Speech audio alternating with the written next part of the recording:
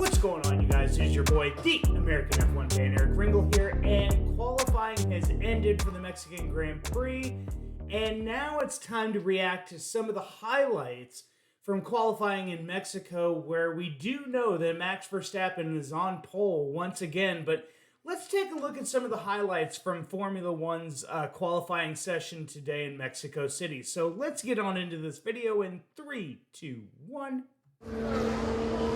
Now Norris has gone 7th. It's pushed his teammate Daniel Ricciardo to the fringes of the relegation zone. Gasly 12th fastest. Mick Schumacher.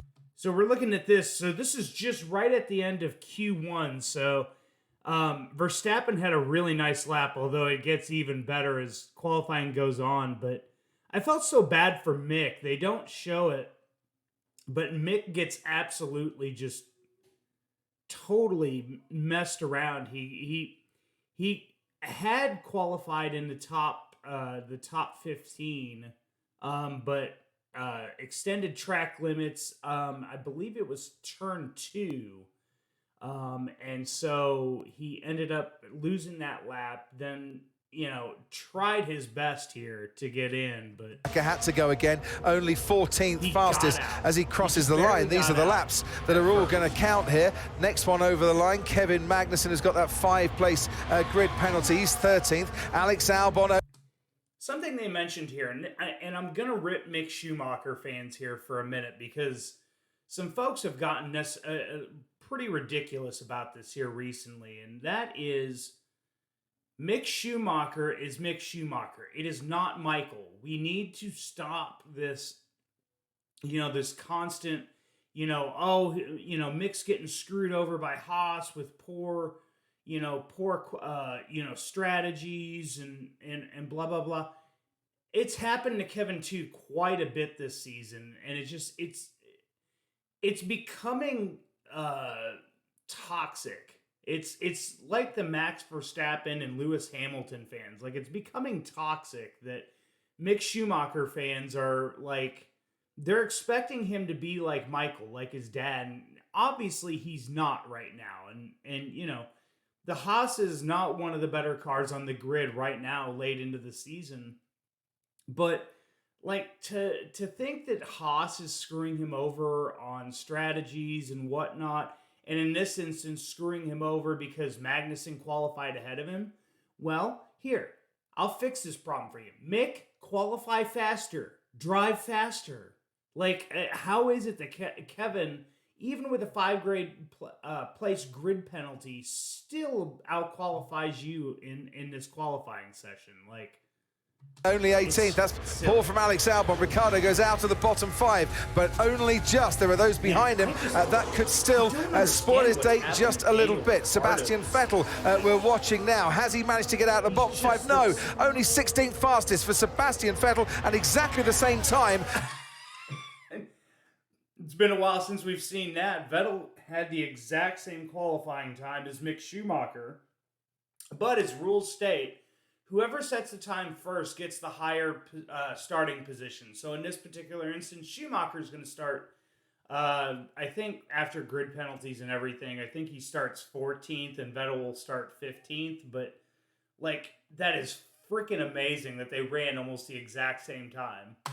As Mick Schumacher, Lance Stroll then, who gets a 3-place grid penalty, will be starting this race last at the moment because he goes only 18th. Hamilton goes fastest, finds more time on his second run, and we're on board now with Zhou Guanyu, who needs to just get a little bit of a shift on here through the stadium sector to try and put Mick Schumacher out of qualifying and put him and his Alfa Romeo through. His teammate Valtteri Bottas, 4th fastest on his first visit then to Mexico City. Zhou Guanyu does that. He pushes Mick Schumacher into that bottom 5. Haas, for the first time ever, trying his hardest, but like, you just barely get out-qualified by Magnussen, and then you just barely get out-qualified by Guan Yu Zhou. But I mean, even, like, look at this. The whole field spread is a 2 seconds. Now, granted, Mexico is a little bit shorter of a track, and so, times could be relatively close, but like 2 seconds separating the whole field. Like, That's amazing. That's the kind of racing we wanted to see this year. Have got one car out of Q1 here in Mexico City.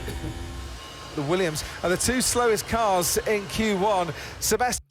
What's so funny about this is I heard Crofty say something about Albon was on pace for a Q3 appearance. And yeah, 19th. And you've barely out-qualified Nicholas Latifi. Like, you know that car is extremely slow. Vettel out-qualifies his teammate Lance Stroll. They're both out. Mick Schumacher too. Hamilton fastest.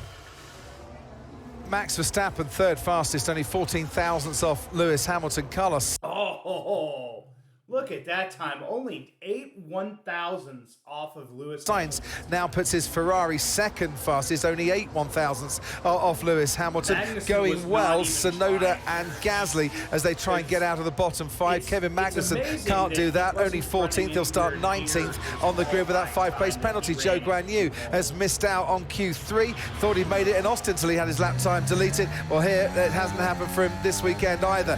Now, I mentioned Gasly going well in the first sector. Gasly's another one of those.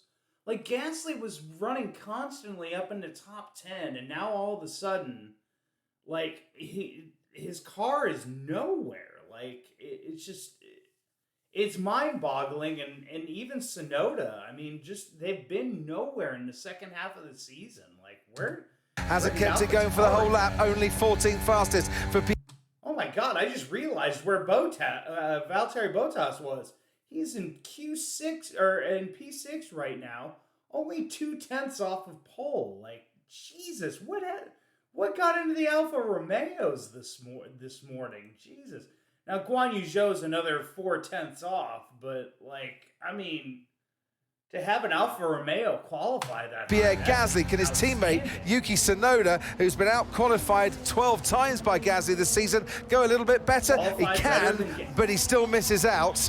You can tell where the teams that are favoring the drivers that are going to be there next on the final parts of qualifying. Fernando Alonso 10th fastest. What of Daniel Ricciardo behind him? No, misses out by 1/10 of a second. So Daniel Ricciardo can't make it Q3 here, and Charles Leclerc can come into the pits because he is safe. Just barely. Hamilton, Sainz, Russell and Verstappen separated by 14 thousandths of a second. It's 63. Zhou was 2/10 off. Tsunoda was 2/10 off. Gasly was 4/10 off. Magnussen was 5/10 off. Like, 3 thousandths of a second. Perez to Hamilton. Q3 comes next. Q3 though. This. So now in front of his adoring crowd, 50-odd thousand people just in this section alone. He must be able to hear that, but he's got to focus on the apex of these three corners and then lunge into the final corner, keep it within bounds, and now all he can do is shift up to the line and see what it'll give him back. Right, there's the target, 1:18.153 Perez has set for the... I so want Sergio to win this race tomorrow. I really do. That would be so cool to see a Mexican driver win his home Grand Prix. Like, we've seen it with, with other... with other countries and other countrymen. Like, this would be really cool tomorrow. The rest, his teammate Max Verstappen, a 10th up on Perez through the first sector. Carlos Sainz can't go any better than the Red Bull, so it's Perez on provisional pole. Hamilton and Russell, couple of 10s down. What's so weird though is the Ferraris looked off all day today, but if you saw some of the photos of them running, they were constantly using the curbs there, and it was so unsettling, their car. Like, it was literally borderline where they would almost lose the back end like Leclerc did yesterday in practice. Like, that was how Russell's case on Verstappen, 10th down in Hamilton's case. Charles Leclerc goes third fastest, and he lost a lot of time during the first sector on his lap. How are the middle sectors looking? A 30.2 for Max Verstappen, competes with a 30.5 for Valtteri Bottas, a 30.1 for Lewis Hamilton. So Verstappen and Hamilton trading fastest sectors, first and middle. Now George Russell goes quick. quicker through the middle sector. Verstappen onto provisional pole then. First driver into the 117s this weekend. But here now comes Lewis Hamilton and George Russell. Can they get pole? It's only the front row provisionally for Lewis Hamilton. Misses out by just over a tenth of a second. George Russell's been on pole once this season, and it's the front row so far for him and the Mercedes. Gets closer, but not. Where's this coming from the Mercedes? Like all season long, the Mercedes have been, you know, 5th and 6th on the grid. Like, where does this come from? By much. And Lewis Hamilton will lose that lap time as well. The track limits at turn 3.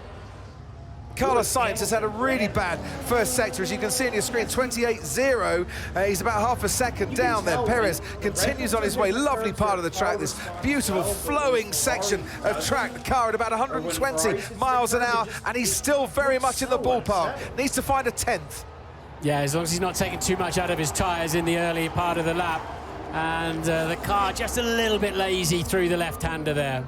Currently third on the grid, Sergio Perez. Can he push that Red Bull up a little bit further? Here he comes out of the final corner and over the line, and he stays third fastest, Sergio Perez. He didn't have the pace through that. But they did talk about stats, and the last 4 races, the person starting on pole position has not even finished on the podium. So that doesn't bode well for Max tomorrow. That final sector. Meanwhile, his teammate Max Verstappen has just gone quicker through the first part of the lap. We're on board with Carlos Sainz, who's put in his best middle sector so far, but he had a wretched start to his lap, and even though he puts in the best final sector, he stays 4th on the grid. Oh, Charles Leclerc trying to get on the power, all wobbly and unstable, the Ferrari I'm wondering car, if and only 5th fastest for Charles Leclerc. 9 poles this season, but he's not going to get pole today. Max Verstappen goes faster and puts a bit more distance between himself and George Russell. Russell and Hamilton on the track, trying to snatch that pole away. Hamilton fastest of anybody through the middle sector. Mighty middle sector for Hamilton if his tyres will stay intact. There goes Max Verstappen, then it's 3 tenths between himself and George Russell. Russell's gone quickest through the middle part of the lap. The Mercedes trying to come back at the Red Bull here. Hamilton's not been on pole this season. He's not going to be on pole today. It's 3rd on the grid, matches his season best. What about George Russell? 2 front rows, including 1 pole. Has he done it here? No, he stays 2nd. Max Verstappen for the first time in Mexico City will take pole position, and it's Russell and Hamilton right behind him. That's pole position. Pole position, mate. Yes. This is, as many people as may not like to hear it, this has been a dominating season for Max Verstappen. Now, whether they've overspent the cost cap again this season, we won't know, but you know, this has been a dominating season by Red Bull. So, you know, it just goes to show that they've developed the car the way, you know, the fastest way possible, and then also them taking over the engines for this season from Honda. They have built some of the most reliable engines, I think, in Formula One, because looking at Red Bull this season, Red Bull has had very few issues when it comes to engines letting go, whereas all down the grid, like Mercedes, Ferrari, Alfa Romeo, Alpine, like everybody else has had major issues losing engines, stuff like that. You know, hats off to Red Bull for, you know, being able to develop an engine this year that has been able to withstand it. But going into Mexico City, they're way above sea level, and it is an absolute grind on those engines. So, you know, could we see tomorrow an absolute, you know, just reliability-filled issue race? Or is it going to be another Max Verstappen, you know, record-setting performance, 14 wins in the season potentially? We'll have to wait and see. But guys, slap a like on this video for more daily and weekly Formula One content and more reaction videos to Formula One. Guys, also, if you guys are new to this channel, please subscribe if you guys are new for more Formula One content that I will be having out on the way. So guys, thank you so much for watching, and for the American F1 fan, I'm Eric Ringel, signing off.